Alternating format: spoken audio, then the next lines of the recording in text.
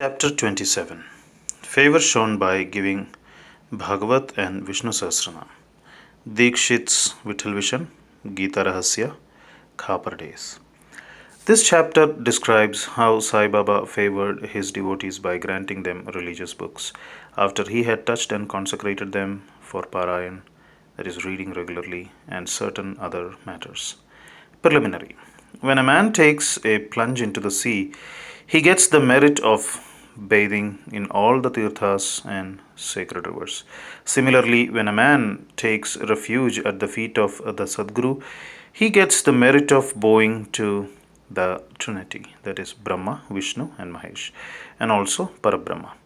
Victory be unto Sri Sai, the wish fulfilling tree, and the ocean of knowledge who gives us self realization. O Sai, create in us reverence for your stories. Let the readers and audience devour them with the same relish with which the chatak bird drinks the water from the clouds and becomes happy while listening to your stories. Let them and their families get all the true and pious emotions. That is, let their bodies perspire, let their eyes be full of tears, let their breath be steady, let their minds be composed, let their hair stand on end, let them cry, sob, and quiver, let their hostilities vanish. When these things happen, that is a sign of the grace of the Guru dawning upon him. When these emotions grow in you, the Guru is most pleased and will certainly lead you on the path of self realization. The best way, therefore, to get free from the shackles of Maya is our complete and wholehearted surrender to Baba. The Vedas cannot take you across the ocean of Maya. It is only the Sadguru who can do so and make you see the God in all creatures. Granting consecrated book. The various methods of imparting instructions followed by Baba have already been noticed in the previous chapters. In this, we shall deal with one aspect of it. It was the habit of some devotees to take to Baba some religious books, of which they wanted to make a special study and to receive the same back from him after they were touched and consecrated by him. While reading such books daily, they felt that Baba was with them. One Kaka Mahajani came to Shirdi with a copy of Eknathi Bhagavat. Shama took this book and read in the masjid. There, Baba took it from him, touched it, and turning some pages here and there, gave it back to Shama and asked him to keep it with him. When Shama said that it belonged to Kaka and had to be returned to him, "No, no," Baba replied. "As I have given it to you, you better keep it. It will be of use to you." In this way, many books were entrusted to Shama. Kaka Mahajani, after a few days, came again and another copy of the same Bhagavat, with another copy of the same Bhagavat, and gave it in Baba's hand. Then Baba gave it back as a prasad and asked him to preserve it well and assured him that it would stand him in good stead. Kaka accepted it with reverence. Shama and Vishnu Sahasranam. Shama was a very intimate devotee of Baba, and Baba wanted to favor him in a particular way by giving him a copy of Vishnu Sahasranam as prasad. This was done in the following way. Once a Ramadasi, follower of the saint Ramadas, came to Shirdi and stayed there for some time. The routine he followed daily was as follows. He got up early in the morning, washed his face, bathed, and then, after washing the saffron colored clothes and besmearing himself with sacred ashes, read Vishnu Sahasranam, a book giving 1,000 names in praise of Vishnu and held second in importance to Bhagavad Gita, an Adhyatma Ramayana, esoteric version of Rama's story with faith. He read these books very often. After some days, Baba thought of favoring and initiating Shama with Vishnu Sahasranam. He therefore called the Ramdasi to him and said to him that he was suffering from intense stomach pain, and unless he took Senapods, Sonamukhi, a mild purgative drug, the pain would not stop. So he should please go to the bazaar market and bring the drug. The Ramdasi closed his book and went to the bazaar. Then Baba came from his seat to the Ramdasi's place of reading and took out the copy of Vishnu Sahasranam, and after coming back to his seat said to Shama, this book is a very valuable and efficacious, so I present it to you.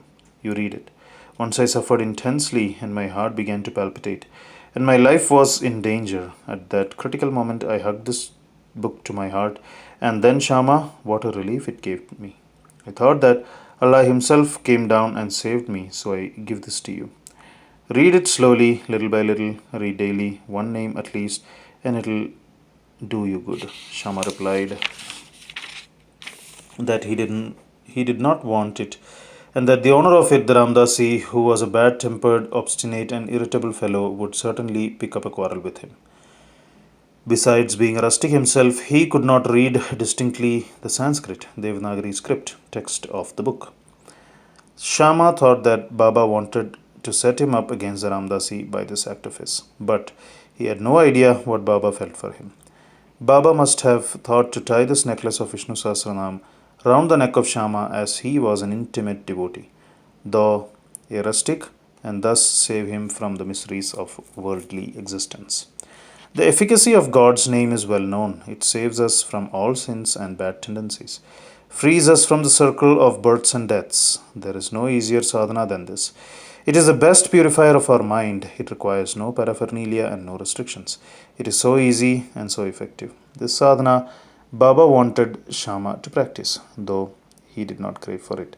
So Baba forced this on him. It is also reported that long ago Eknath Maharaj similarly forced this Vishnu Sahasranam on a poor Brahmin neighbor and thus saved him.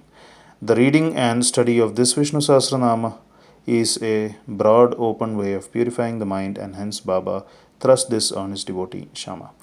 The Ramdasi returned soon with the Senapods, Anachinchanikar, who was then present and wanted to play the part of the Narad, the celestial rishi, who was well known for setting up confrontations between gods and demons and vice versa, informed him of what had happened. The Ramdasi at once flared up. He came down at once on Shama with full fury. He said that it was Shama who set Baba to send him away under the pretext of stomach ache for bringing the medicine, and thus took away the book. He began to scold and abuse Shama and remarked that if the book was not returned, he would dash his head. Shama calmly remonstrated with him, but in vain. Then Baba spoke kindly to him as follows: O Ramdasi, what is the matter with you? Why are you so turbulent? Is not Shama our boy? Why do you scold him unnecessarily? How is it that you are so quarrelsome? Can you not speak soft and tender words? You read these sacred books daily, and still your mind is agitated and your passions uncontrolled. What sort of a Ramadasi are you? You ought to be indifferent to all things. Is it not strange that you should possess this book so strongly? A true Ramadasi should have no mamata or attachment, but have samata or equality towards all. You are now quarreling with Shama for a mere book. Go take your seat. Books can be had in plenty with money, but not men. Think well and be considerate. What worth is your book? Shama had no concern with it. I took it up myself and gave it to him. You know it by heart. I thought Shama might read it and benefit thereby, and so I gave it to him. How sweet were these words of Baba, soft, tender, and nectar like. Their effect was wonderful. The Ramdasi calmed down and said to Shama that he would take Pancharatni Gita in return. Shama was much pleased and said, Why one? I shall give you 10 copies in return. So the matter was ultimately settled. The question for consideration is, why should the Ramdasi press for Pancharatni Gita, a book for which he never cared to know, and why should he, who daily read religious books in the masjid in front of Baba, quarrel with Shama before him? We do not know how to apportion the blame and whom to blame.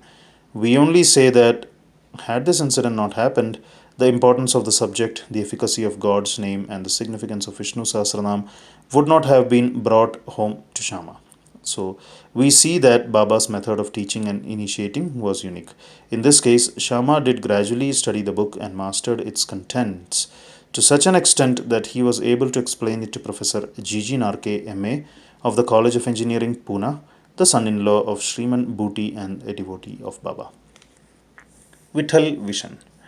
One day, while Kaka Sahib Dikshit was in meditation after his morning bath in his Wada at Shirdi, he saw a vision of Vitthal. When he went to see Baba afterwards, Baba asked him, Did Vitthal Patil come? Did you not see him?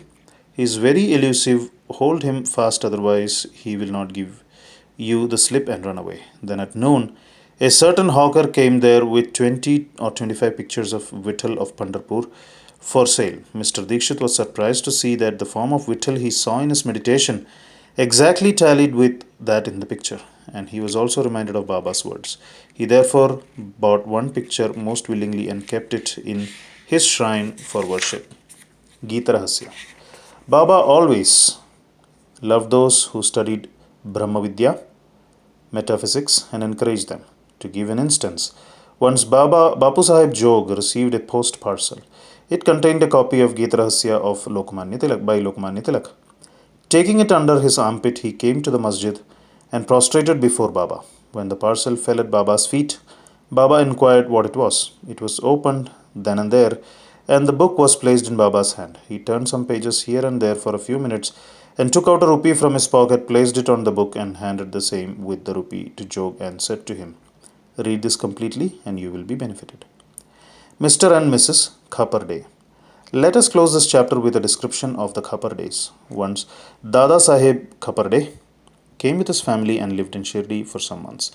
The diary of his stay has been published in English in the Sri Sai Leela magazine, 1 volume.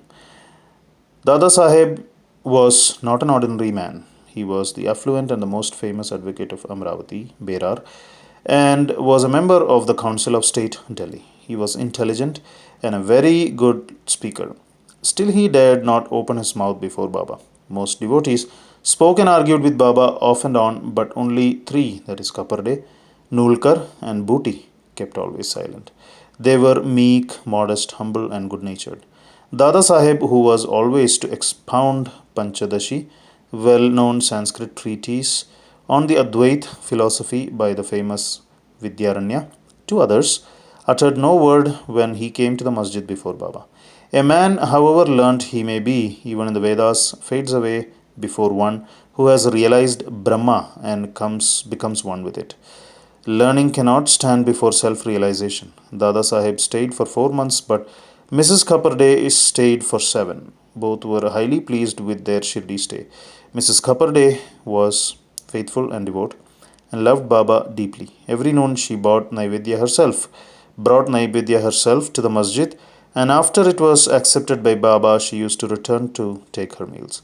On seeing her steady and firm devotion, Baba wanted to exhibit it to others. One noon she brought a dish containing sanza, wheat pudding, puris, rice, soup, and kheer, the sweet rice, and other sundry articles to the masjid. Baba, who usually waited for hours, got up once, went up to his seat, and removing the cover from the dish, began to partake of the things zealously. Shama then asked, "Why this partiality? At times you throw away dishes of others and do not care to look at them, but this appeals to you earnestly. Why is the dish brought by this lady so sweet?" "This intrigues us," Baba then explained. "This food is really extraordinary. In former birth, this lady was a merchant's fat cow yielding much milk. Then she disappeared and took birth in a gardener's family. Then in a Kshatriya family and married a merchant. Then she was born in a Brahmin family. I saw her after a very long time. Let me take some sweet morsels of love from her dish." After saying this, Baba did full justice to her dish, washed his mouth and hands, belched out, and as he was fully satisfied and resumed his seat, then she bowed down and began to shampoo Baba's legs, and he began to talk with her and knead her arms, which were shampooing his legs.